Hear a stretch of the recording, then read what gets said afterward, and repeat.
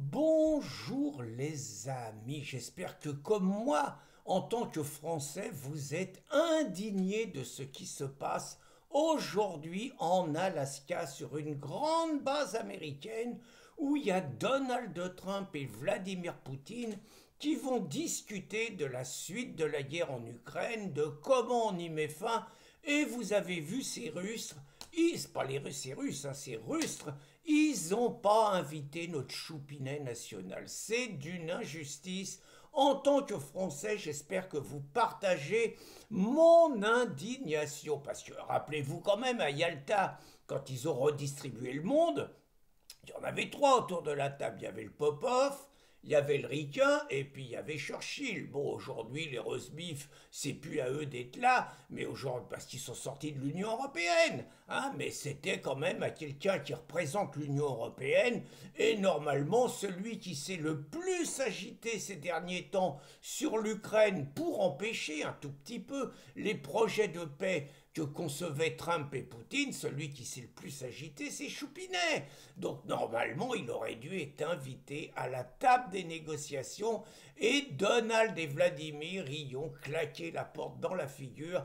Ils n'ont pas voulu de lui. Faut reconnaître que Choupinet, il a tout fait quand même pour se faire détester depuis quelque temps et que depuis notamment 2022, il n'a pas tellement joué les bons chevaux puisque selon lui, je rappelle, quand Vladimir Poutine a attaqué l'Ukraine, là c'est quand même que depuis 8 ans, on se moque de lui sur les accords de Minsk et qu'on militarise l'Ukraine et qu'on veuille faire rentrer l'Ukraine dans l'OTAN, encerclant encore davantage la Russie et convoitant quand même un tout petit peu ses ressources minières, hein, un petit peu quand même. Donc bon bah Vladimir, au bout d'un moment, il en a eu marre et puis il a sorti la boîte à gifles. Il s'est dit que Zelensky et les Ukrainiens, ils allaient payer.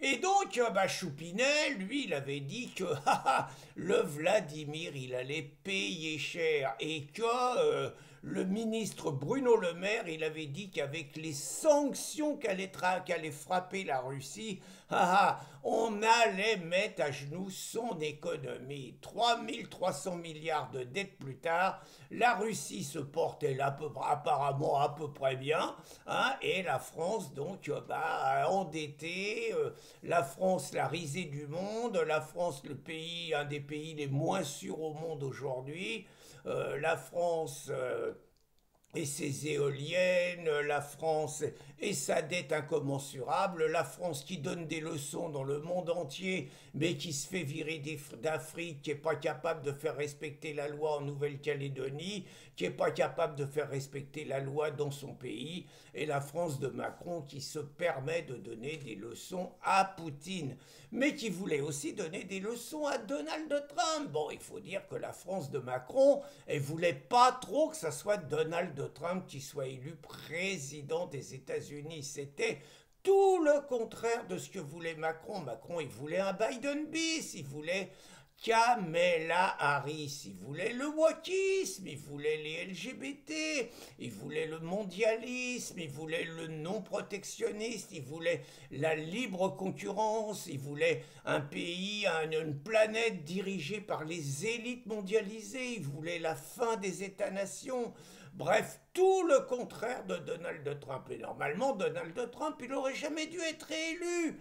Avec la campagne qui s'est prise, avec tous les médias qui n'ont pas arrêté de lui cracher dessus pendant 4 ans qu'il était au pouvoir, avec les médias qui lui ont volé la victoire, qui l'ont empêché de parler, avec les démocrates qui n'ont pas arrêté de multiplier un harcèlement judiciaire contre lui, puis des tentatives d'assassinat que je suis convaincu Macron a regretté qu'il n'ait pas été, qu'il n'ait pas abouti. Bref, tous les mondialistes y rêvaient que Trump soit assassiné et ne soit plus jamais président des États-Unis. et ils rêvaient, ils espéraient un tout petit peu que Poutine dégage. Rappelez-vous son cancer, il n'allait pas bien, il avait plus que 3 mois d'espérance de vie, et qu'on mette à la place en Russie un mec un peu style le maire de Moscou, beaucoup plus tolérant avec l'Union européenne, beaucoup plus wokiste, beaucoup plus LGBT, beaucoup plus moderne, beaucoup moins dictateur, vous voyez. Donc Choupinet, il a misé à fond contre Trump et il a misé à fond contre Poutine. Et manque de chance pour lui, bah, Trump a gagné les présidentielles et Poutine est plus fort que jamais.